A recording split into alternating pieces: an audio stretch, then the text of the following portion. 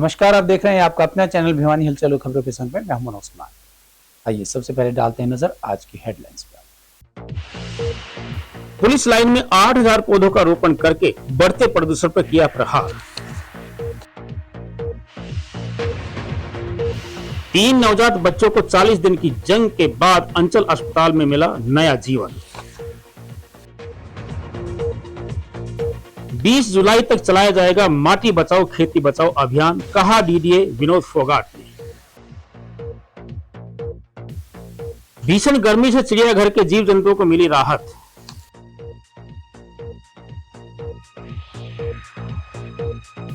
Estate परीक्षा में लापरवाही को लेकर एनएसयूआई कार्यकर्ताओं ने किया प्रदर्शन।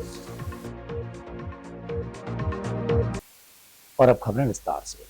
पर्यावरण संरक्षण की दिशा में एक बड़ी पहल करते हुए जिला पुलिस और डीएलएफ के संयुक्त सहयोग से पुलिस लाइन परिसर में मेगा पौधारोपण अभियान चलाया गया। इस अभियान के तहत एक साथ 8000 पौधे लगाए गए। पुलिस लाइन प्रबंधक सत्यनारायण ने बताया कि बढ़ते हुए प्रदूषण और जलवायु परिवर्तन की चुनौती से निपटने के लिए हर एक नागरिक को पौधारोपण कर उसकी देखभाल भी करनी चाहिए। अभियान का उद्देश्य हरियाली बढ़ाने के साथ साथ पर्यावरण संरक्षण के प्रति लोगों को जागरूक करना भी रहा। पुलिस लाइन प्रबंधक सत्यनारायण ने बताया कि डीएलएफ के सहयोग से लगाए गए इन पौधों का उद्देश्य बढ़ते प्रदूषण और लगातार हो रहे वनों की कटाई के बीच पर्यावरण को सुरक्षित रखना है। उन्होंने कहा कि पिछले वर्ष भी डीएलएफ द्वारा पौधारोपण किया गया था, जिनमें से लगभग 85% पौधे सुरक्षित हैं। उन्होंने कहा कि बढ़ता तापमान और प्रदूषण आने वाली पीढ़ियों के लिए गंभीर खतरा है, इसलिए हर नागरिक को अधिक से अधिक पौधे लगाने चाहिए ताकि स्वच्छ और हरित वातावरण आने वाली पीढ़ियों को मिल सके। भिवानी में 8000 पौधे लगाने का उद्देश्य पर्यावरण संरक्षण को जन आंदोलन बनाना है। उन्होंने कहा कि डीएलएफ भविष्य में भी पूरे प्रदेश में बड़े स्तर पर पौधारोपण अभियान चलाता रहेगा और हरित वातावरण बनाने में अपना योगदान देता रहेगा। पर्यावरण संरक्षण की दिशा में भिवानी पुलिस और डीएलएफ की यह पहल न केवल हरियाली बढ़ाने का प्रयास है, बल्कि समाज को प्रकृति के प्रति अपनी जिम्मेदारी निभाने का संदेश भी देती है। यदि हर नागरिक एक पौधा लगाकर उसकी देखभाल करे तो आने वाले समय में प्रदूषण और जलवायु परिवर्तन जैसी चुनौतियों से काफी हद तक मुकाबला किया जा सकता है। आज हमारा बड़ा सौभाग्य है कि डीएलएफ की पूरी टीम हमारे यहाँ आई है और भिवानी में आज वो लगभग 8000 प्लस पौधारोपण करेंगे, जिसमें से 3000 प्लस पुलिस लाइन में करेंगे और 5000 प्लस सीबीएल यूनिवर्सिटी भिवानी में करेंगे जी। और लास्ट ईयर भी हम लोगों ने पुलिस लाइन में करवाया था 3000 प्लस पौधे, उनमें से 85% पौधे अभी भी मतलब सुरक्षित हैं, अच्छे से हैं। और हम चाहेंगे कि इस बार जितने भी लगा रहे हैं अगली बार भी वो इसी तरीके से हमें हरे भरे मिले। बिल्कुल, जैसे ग्लोबल वार्मिंग बढ़ती जा रही है, टेम्परेचर बढ़ता जा रहा है, हर लोग मतलब पॉल्यूशन बढ़ रहा है, तो इसको कंट्रोल करने का एक ही उपाय है, वो है सिर्फ पौधारोपण। जितना ज़्यादा हम पौधारोपण करेंगे उतना ही हम मतलब ग्लोबल वार्मिंग से बचे रहेंगे जी। और इसमें डीएलएफ हमारा पूरा सहयोग कर रही है, तो उसके लिए हम उनका धन्यवाद करते हैं। आज श्रीमान पुलिस अधीक्षक भिवानी श्री सुमित कुमार आईपीएस की दूरदर्शिता के कारण जो एसपी साहब का रेजिडेंस है, इसके सामने हमारा करीब 3 एकड़ का जो पार्क था, जो खेती के लिए स्पेयर करके रखा हुआ था, उसके अंदर साहब ने दूरदर्शिता का परिचय दिया और डीएलएफ से तालमेल करके एक पौधारोपण प्रोग्राम का आयोजन किया गया, जिसके अंदर करीब 8000 पौधे हमारे पुलिस प्रांगण एसपी साहब रेजिडेंस के पास और सदर थाना जहाँ हमारे डीएसपी साहब के रेजिडेंस हैं, वहाँ भी 2 एकड़ जगह है, उसमें दोनों जगह पे करीब 8000 पौधे हमारे पुलिसकर्मियों द्वारा डीएलएफ संस्था के सहयोग के द्वारा रोपित किए जाएंगे। बिल्कुल, जैसा आप सब जानते हैं कि जैसे ही हमारा दिवाली का समय आसपास आता है तो एक बहुत बड़ी समस्या जो प्रदूषण की हम सभी फेस करते हैं, और हम एनसीआर में रहने वाले सभी लोग हैं, तो हमें भली बात ही पता है कि जो वायु प्रदूषण है उसका स्तर किस लेवल तक चला जाता है। और आलम ये है कि स्कूल कॉलेजों की छुट्टियां तक हमें करनी पड़ी ताकि हमारा परिवार, हमारे बच्चे सुरक्षित रहे। तो आज ये अलार्मिंग सिचुएशन है, आज हमने इसको कंट्रोल नहीं किया तो स्थिति जो और भी भयावह हो सकती है। दिनोद गेट स्थित अंचल अस्पताल के डॉक्टर्स ने चिकित्सा क्षेत्र में एक उल्लेखनीय सफलता हासिल करते हुए समय से पहले जन्मे 3 नवजात बच्चों को नया जीवन दिया है। 8वें महीने में जन्मे ये तीनों बच्चे करीबन 40 दिनों तक आईसीयू में उपचाराधीन रहे और अब पूरी तरह स्वस्थ होकर अपने घर लौट चुके हैं। अस्पताल के चिकित्सकों ने इसे टीम वर्क और सतत निगरानी का परिणाम बताया है। साथ ही गर्भवती महिलाओं से नियमित जांच, संतुलित आहार और डॉक्टर की सलाह का पालन करने की अपील भी की गई है। अंचल अस्पताल के निदेशक डॉक्टर विनोद अंचल और डॉक्टर अनीता अंचल ने बताया कि चिकित्सा विज्ञान में 8वें महीने में पैदा हुए बच्चों का पूरी तरह स्वस्थ होकर घर जाना बेहद चुनौतीपूर्ण माना जाता है और ऐसे मामलों में जीने की चांस बहुत कम होते हैं। उन्होंने कहा कि यह अंचल अस्पताल के चिकित्सकों, नर्सिंग स्टाफ की दिन रात की मेहनत और लगन और सेवा भाव का ही परिणाम है कि आज तीनों बच्चे पूरी तरह से स्वस्थ हैं। 40 दिनों के लंबे और कड़े संघर्ष के बाद जब इन मासूमों को मुस्कुराते हुए उनकी माताओं को सौंपा गया तो अस्पताल स्टाफ के लिए बेहद भावुक और गौरवपूर्ण पल थे। इस सफल केस के बाद डॉक्टर अंचल दंपति ने समाज की सभी गर्भवती महिलाओं के लिए एक बेहद महत्वपूर्ण, सकारात्मक और प्रेरणादायी संदेश जारी किया गया है। उन्होंने महिलाओं को गर्भावस्था के दौरान बरती जाने वाली सावधानियों के बारे में जागरूकता करते हुए विशेष सलाह दी कि गर्भावस्था में समय समय पर डॉक्टर से परामर्श और रूटीन चेकअप करवाते रहना चाहिए ताकि किसी भी संभावित खतरे को समय रहते भांपा जा सके। गर्भवती महिलाओं को बाहर के जंक फूड या फास्ट फूड से पूरी तरह से परहेज करना चाहिए। उन्हें घर में बना शुद्ध, ताजा और पौष्टिक भोजन खाना चाहिए। आज तो सर मैं बहुत खुश हूँ, बहुत खुश। ये बच्चे 7 माह से हुए थे। बच्चों का वजन था, बेटी का वजन 1 किलो 300 ग्राम के आसपास था और बेटे का वजन ये लगभग 1100 ग्राम के आसपास था। दोनों बच्चों ने 300-300 ग्राम वेट गेन कर लिया है। लगभग 40 दिन के बाद आज हमारे बच्चे घर जा रहे हैं। गुड़िया का डिस्चार्ज हमने 10 दिन पहले कर दिया था, लेकिन फॉलोअप चेकअप भी था। आज हमने कहा कि आप ले आए, फॉलोअप भी करवा लेते हैं और एक बार गुड़िया को चेक कर लेंगे। बेटा आज हम अपने यहाँ से विदा कर रहे हैं। बहुत कम चांसेस होते हैं कि 7 माह से इतना कम वजन के बच्चे ठीक ठाक सर्वाइव होके अपने घर चले जाएं। लेकिन ऑल थैंक्स टू निक्कू का स्टाफ जो बहुत सेवा करता है, बिल्कुल ऐसे जैसे अपने बच्चों की शायद घर पे भी कोई ना कर पाता हो। All thanks to doctor Saumya Srivastava. Doctor साहब ने ना दिन देखा ना रात, हर कॉल पे इन बच्चों को ऐसे संभाला है। कितनी बार ऐसा हुआ कि जब लगा कि बच्चा गया और हर बार उसे इतनी ही मेहनत से दोबारा सर्वाइव करवाना मेरे लिए बहुत बड़ी बात है और परिवार के लिए बहुत बड़ी बात है। परिवार पूरा हो गया, क्योंकि अगर दोनों बच्चों में से एक भी बच्चे को दिक्कत हो जाती है तो दूसरे बच्चे की खुशी अपने आप आधी हो जाती है। एक एवरेज बच्चा, जब सिंगल बेबी चाइल्ड हो, 2.5 किलो का बच्चा एवरेज चाइल्ड मानते हैं, लेकिन हेल्दी बच्चा हम 3 kg प्लस में मान के चलते हैं। जब 2 बच्चे जुड़वा पैदा होते हैं तो हम ऑन एन एवरेज मान के चलते हैं कि अगर 2-2 किलो नहीं तो 1.25-2 किलो का बच्चा अगर ठीक ठाक निकल जाता है तो वो बच्चे बिना निक्कू के भी सर्वाइव कर जाते हैं। हो सकता है 1 आध दिन ऑब्जर्वेशन में रखने पड़ जाए, पर वो ठीक ठाक निकल जाते हैं। इसकी सिचुएशन में क्या था कि 5वें महीने के बाद का कोई स्कैन नहीं था। सेकेंडली, जब हमें ऐसा लगता है कि माँ का कद छोटा है, माँ 2 बच्चे नहीं उठा सकती है, तो हम लोग स्टेरॉइड बेटनिसोल कवरेज करते हैं। वो 3 इंजेक्शन एक दिन लगते हैं, 3 इंजेक्शन अगले दिन 24 घंटे में लगते हैं। मैं फिर से कह रही हूँ ऑन कैमरा, अगर ऐसा कोई पेशेंट है जिसकी ट्विन प्रेगनेंसी है या जिसकी पिछली प्रेगनेंसी रिस्की रही है, वो 8वें महीने में 7वें महीने में वो आपका डॉक्टर चेक कर लेगा। उसमें अगर वो बेटनिसोल कवरेज करवा लेते हैं तो बच्चों के रिवाइव होने के चांसेस बढ़ जाते हैं। वो क्या करते हैं, वो फेफड़े, अगर हम देसी भाषा में समझने की कोशिश करें तो फेफड़े पकाने के लिए बोल सकते हो, फेफड़े मैच्योर करने के लिए वो इंजेक्शन लगते हैं। उसके बाद वाले इंजेक्शन कम हो जाते हैं, बच्चे की वेंटिलेटर पे जाने की संभावना कम हो जाती है। तो वो इनके केस में क्यों नहीं था, क्योंकि सरकारी में ऐसा बताया नहीं गया था और इन्होंने लास्ट विजिट वो उस तरफ की नहीं थी। ये 5वें महीने का अल्ट्रासाउंड ठीक ठाक होने के बाद निश्चिंत होकर घर बैठे थे। 8वें महीने के शुरुआत में कुछ बच्चे हो गए थे, 2 बच्चे हुए थे। ट्विन डिलीवरी हुई थी, नॉर्मल डिलीवरी हो गई थी। समय से पहले होने के कारण इन बच्चों को एनआईसीयू में रखा गया। इनको एनआईसीयू की सेवाएं दी गई हैं। शुरुआत में ये बच्चे बहुत ज्यादा सांस लेने में दिक्कतें, दूध पचाने में दिक्कतें और सांस भूल जाना, इस तरीके की दिक्कतें बच्चों के संग रही। इनका खून भी नहीं बन पाया, इनको ब्लड ट्रांसफ्यूजन भी दिए गए हैं और उसके कारण दोनों बच्चे, लेकिन अब बहुत स्वस्थ तरीके से बच्चे अच्छा वेट गेन करके अब घर जाने लग रहे हैं। हमारे पास ये 31 डेज रह के गए हैं बच्चे और आज इनके माता पिता को दिया जा रहे हैं ये बच्चे।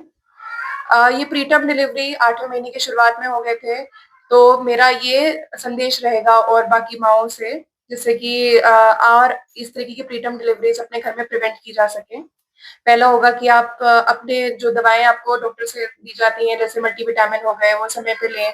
अपने चेकअप के लिए समय से जाएं। अपने अल्ट्रासाउंड अपने समय पे कराएं और अगर थोड़े बहुत नीचे कॉन्ट्रैक्शन यानी थोड़े बहुत दर्द उठते हैं तो उस समय भी अपने डॉक्टर के पास संपर्क करें। इन सारी चीजों को, अपना डाइट का अच्छा ध्यान रखें, घर का खाना खाएं, बाहर का खाना खाने से थोड़ा बच के रहें। इन 9 महीने पे अगर जच्चा बच्चा का ख्याल अच्छी तरीके से रखा जाता है तो स्वस्थ बच्चे पैदा होते हैं और उनको NICU की जरूरतें और सेवाएं नहीं जरूरत पड़ती है। बच्चे हमारे पास हुए थे, हमारे पास एक लड़का है, एक लड़की है। जो लड़की है वो पहले आई थी, उसका 1.3 kg वेट था। आज वो 1.6 kg पे घर जा रही है। और लड़का जो आया था वो 1.2 kg का था और आज वो भी 1.56 kg पे घर जा रहा है। दोनों बच्चों ने अच्छा वेट गेन किया। शुरुआत में इन दोनों बच्चों ने बहुत सारी दिक्कतों का सामना किया है। बच्चे बहुत स्ट्रॉन्ग रहे हैं। हमारी NICU की टीम भी बहुत सारी मुसीबतों से बाहर निकलते हुए इन बच्चों को आज सही सलामत विदा कर रही है। खान पान का ये विशेष ध्यान रखना होता है कि माओ को अपने घर का बना हुआ खाना स्वस्थ रहने के लिए जरूरी आवश्यक है। बाहर का पैकेट का खाना कोशिश करें कि ना खाएं। और इस 9 महीने पे अगर मल्टीविटामिन ध्यान से लेंगे, अपने चेकअप पे ध्यान से जाएंगे, अल्ट्रासाउंड भी ध्यान टाइम से कराएंगे, तो ऐसा कहा जाता है कि 95% डिलीवरीज में कोई दिक्कत नहीं है।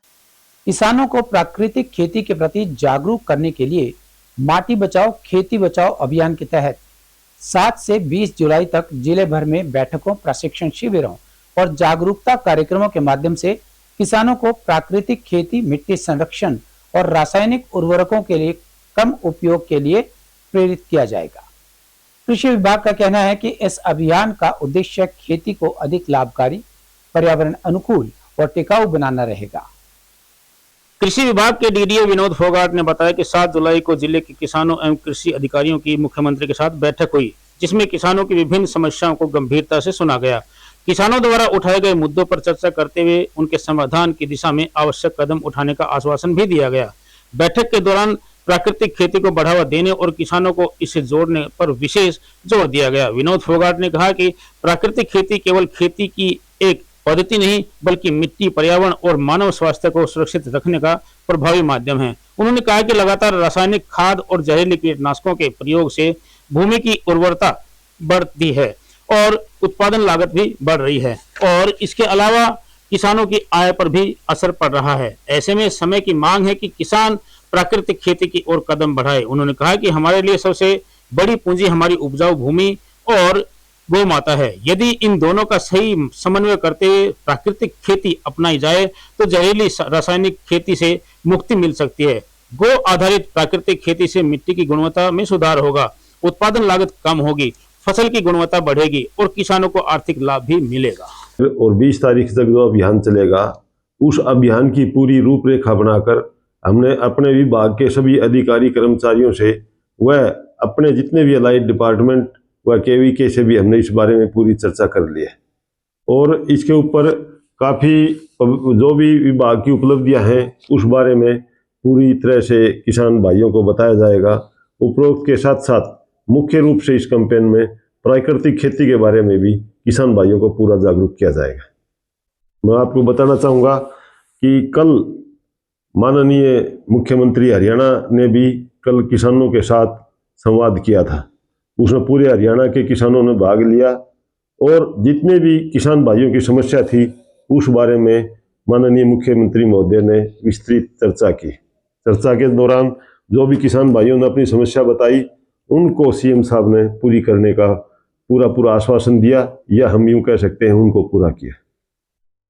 जिस तरह कल किसानों के साथ संवाद था उसमें भी एक बात आप यूँ कह सकते हो, एक तो अपनी धरती माता है और एक गौ माता है, और दोनों माताओं का एक तरह से नेचुरल फार्मिंग एक मिलन है। और इस मिलन की अगर हम बात करें तो ये एक तरह से बिल्कुल जहर रहित खेती है।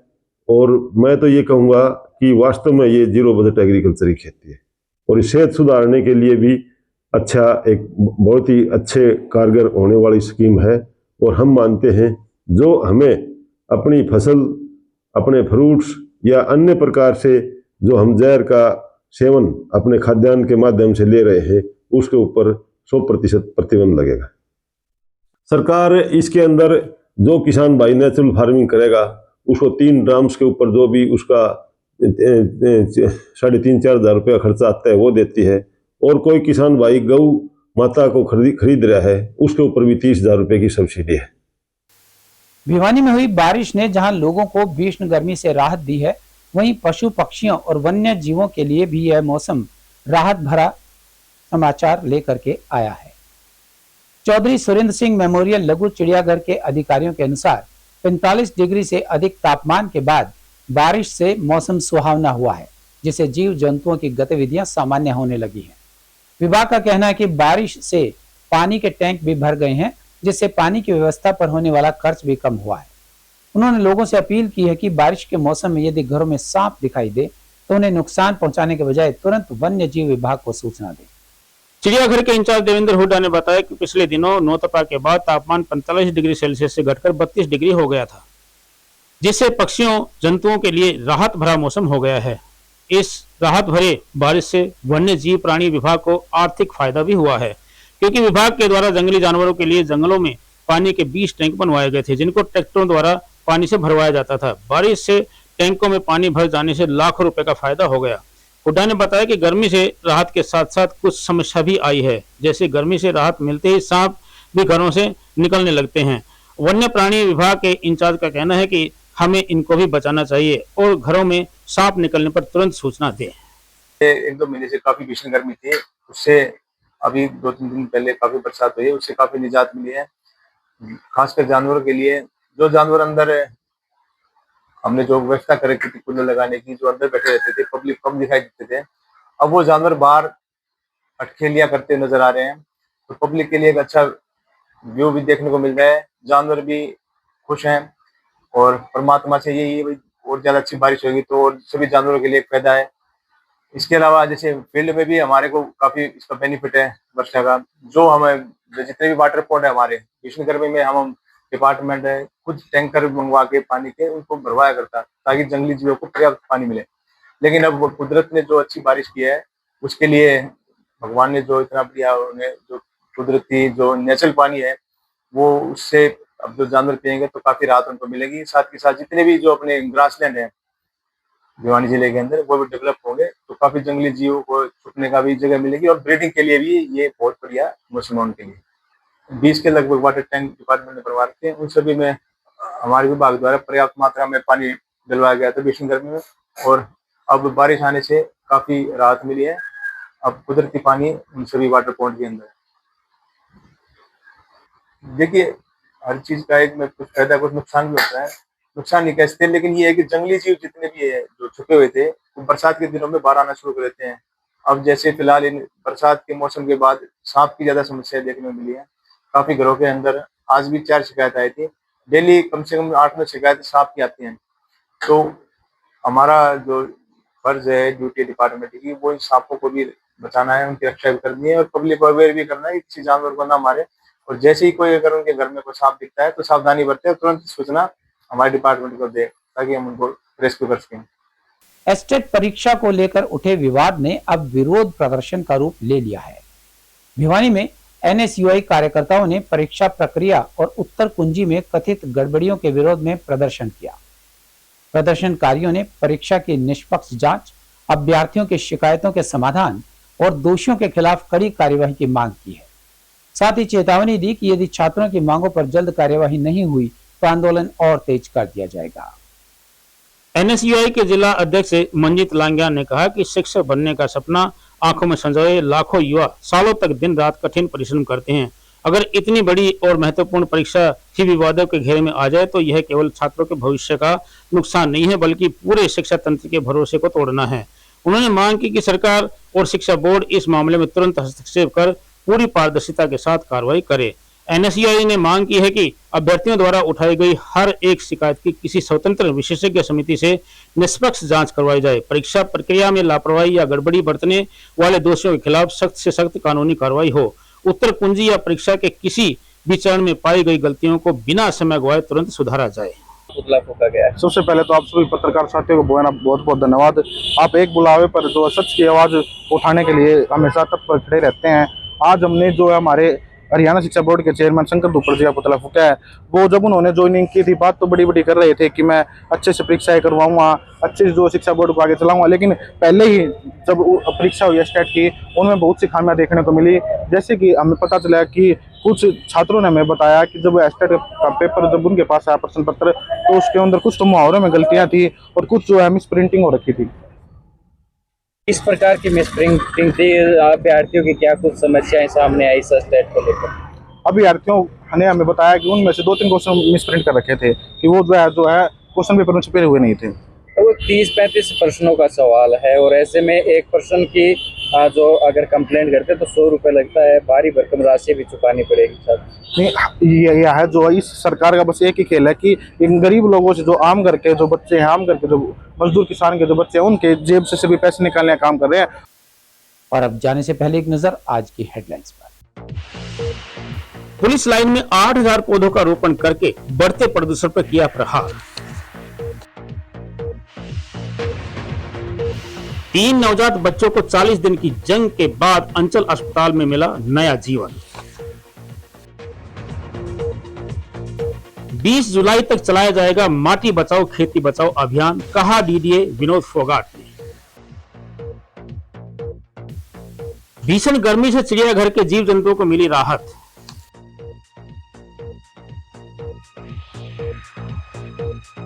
एस्टेट परीक्षा में लापरवाही को लेकर एनएसयूआई कार्यकर्ताओं ने किया प्रदर्शन।